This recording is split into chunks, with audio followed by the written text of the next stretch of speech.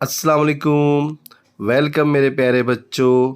आज हम रियाजी में कसरों पर अमल करना पढ़ेंगे। Operations of fractions.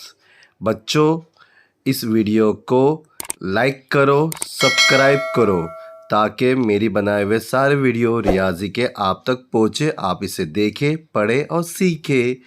बच्चों, कसरों पर अमल।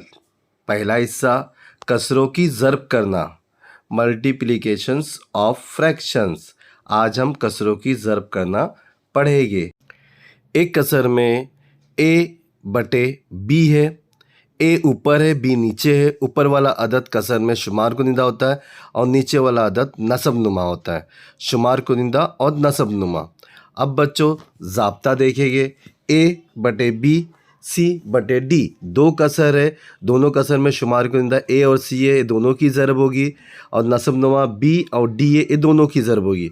ऊपर वाले की ज़रब, नीचे वाले अदद की ज़रब। रियाजती सूरत में 2/3, 5/7 ये दो कसर है। शुमार कुनिंदा में 2 और 5 ये दोनों की ज़रब होगी। और नसब नुमा यानी नीचे 3 और 7 है, ये दोनों की ज़रब होगी। इस तरह से कसरों की ज़रब होती है। मिसाल नंबर 1, पहली कसर है 3/2 और दूसरी कसर है 4/5।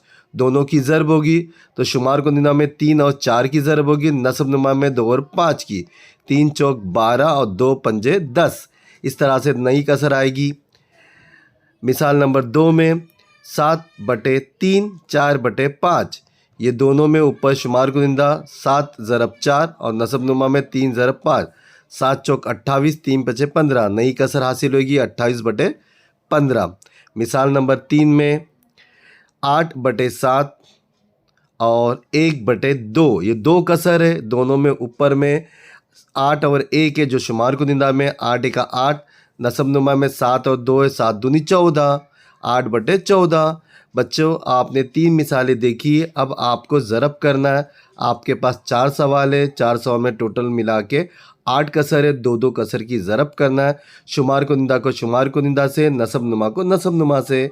बच्चों, इस वीडियो को आपने देखा, बहुत बहुत शुक्रिया। अब पढ़ाई करें।